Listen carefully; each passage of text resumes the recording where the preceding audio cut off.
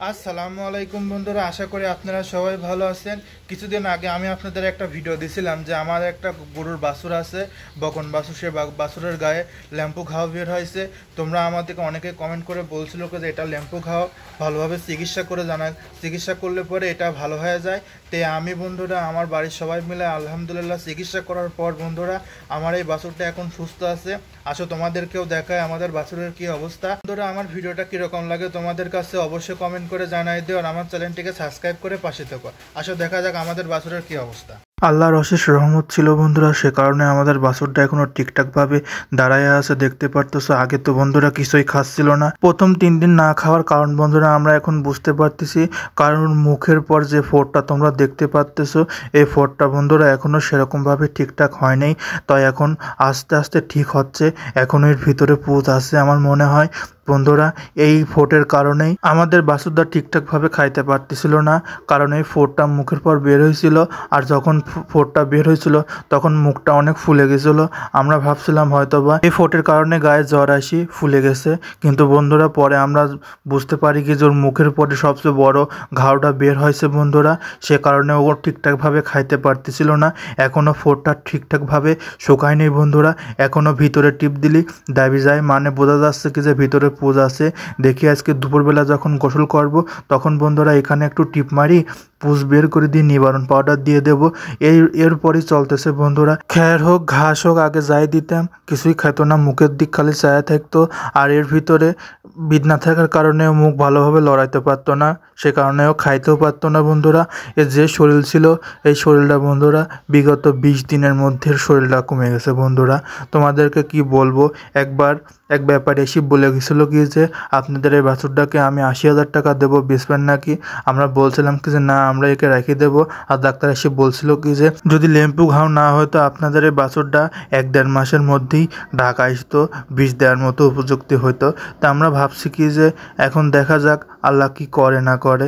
এখন আমাদের হাতে তো সব কিছু নাই, যা আল্লাহ করে তা ভালোর জন্যই করে।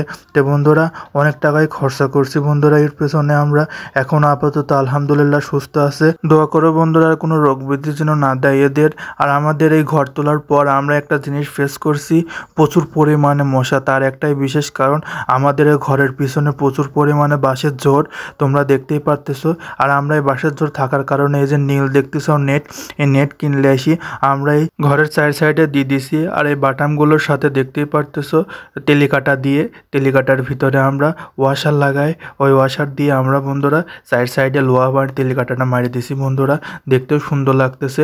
আর আমরা মাটির সাথে ঠেকা দেই না, এই কারণেই আমরা এই যে এখানে বাদ বাকিটা সুতলি দিয়ে বাজিয়ে দেবো, সুতি দিয়ে দিয়ে সাইডে বাজিয়ে দেয় শক্তভাবে, তাহলে ভিতর দিয়ে মশা ঢুকতে পারবে না।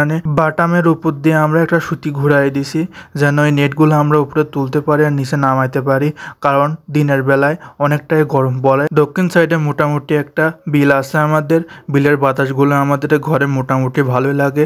এর জন্য আমাদের বিদ্যুৎ খরচটা অনেকটাই কম হয় বন্ধুরা। দিনের বেলা তো মশা কমই জ্বালায় বন্ধুরা, কিন্তু রাত্রে প্রচুর পরিমাণে মশা জ্বালায়। এই জন্যই আমরা নেট দিয়ে দিচ্ছি বন্ধুরা, তাহলে গরুর জন্য থাকতে সুবিধা হয়। তাদের সুবিধা অসুবিধা আমাদেরকেই দেখতে হবে।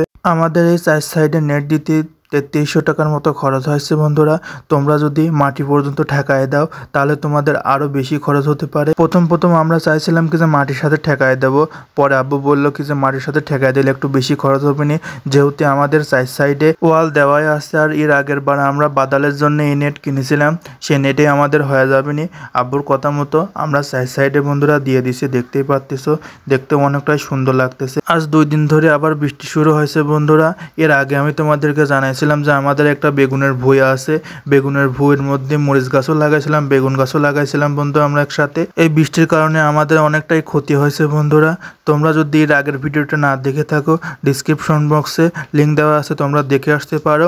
আর আজকের ভিডিওতে একটু নয়েজ আসতে পারে কারণ বাইরে বৃষ্টি হচ্ছে, আমি যখন ভয়েস দিচ্ছি বন্ধুরা। এই বৃষ্টির ফলে বন্ধুরা আমাদের যে বাগুন গাছ ছিল, পড়া এই বাগুন গাছের মধ্যে আমরা 300-400 মরিচ গাছ লাগাইছিলাম। মরিচ গাছে বন্ধুরা মরিচও ধরে গেছিল।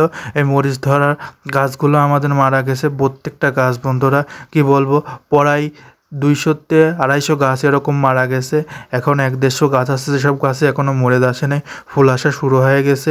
আর এই যে আমাদের বাছুর দেখতে পারতেছো, ওর কাছে এসে দাঁড়ালে পরে ও আসি গা শুকা শুরু করবি আর মুখটা আগায় দিবি যে আমার গলাটা একটু চুলকায় দাও। ও যদি ভালো থাকতো তাহলে গাও চাটি কিছু থুতো না।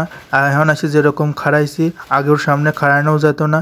ওকে যখন খাবার দিতাম ও সবসময় আমাদের গাও চাটতো বন্ধুরা। তো এখন অসুস্থতার কারণে একটু এই চাটাটা কম বন্ধ করে দিয়েছে, দেখতেই পারতেছো। তারপরে আমার গাও ছাড়তেছে, আমি করছি যে চাটিস নি। তে তোমরা দোয়া করো বন্ধুরা, আমাদের এই গরুটা যেন সুস্থ হয়ে যায় আর তাড়াতাড়ি যেন আমরা একে বীজ দিতে পারি। সেরকম ওর বছর প্রার্থী হয়ে গেছে বন্ধুরা। এই যে সেপ্টেম্বর দেখতেছ, সেপ্টেম্বরের 20 তারিখে ওর 1 বছর পূর্তি হয়ে গেছে। তোমরা সবাই ওর জন্য দোয়া করবে। আর সকালের যত গোবর হয় সব গোবর আমরা এক জায়গায় গুছায় রাখি বন্ধুরা, সকাল সকালে আমরা ফালাই দেই না, দুপুর পর্যন্ত অপেক্ষা করি আরও গোবর হয়। গোবরগুলো একসাথে করে এই ঘরের পাশে আমরা দেখতে পারতেছো একটা গাড়া বানাইছি, এই গাড়াটা ভরে গেছে বন্ধুরা। এই গাড়ায় আমরা গোবর ফেলি, আর যখন এই গোবর ফাঁস হয়ে যায় তখন এই ফাঁসগুলো আমরা মাঠে দিয়ে থাকি। যখন যে ফসল উৎপাদন করি না কেন, ওই উৎপাদিত ফসলে আমরা ফাঁস দিয়েই প্রথমে চাষ শুরু করি। তে এভাবে আমরা আমাদের গরুর গোবর ফেলি বন্ধুরা। এই বারান্দাটুক করার উদ্দেশ্য ছিল বন্ধুরা আমাদের বাছুর পালার, কিন্তু এখন বাছুর নাই, সে কারণে আমরা এখানে পাটির 4টা খাসির বাচ্চা হয়েছিল, সে 4টা খাসির বাচ্চাকে রাখছি। দেখতেই পারতেছো এখানে একটা শুয়ে রয়েছে আর 3টা এখানে কাঁঠালের পাতা খাচ্ছে বন্ধুরা। তো বন্ধুরা আমার এই ভিডিওটা আজকে কীরকম লাগলো অবশ্যই কমেন্ট করে জানাই দিও, আর আমার চ্যানেলটিকে সাবস্ক্রাইব করে পাশে থাকো।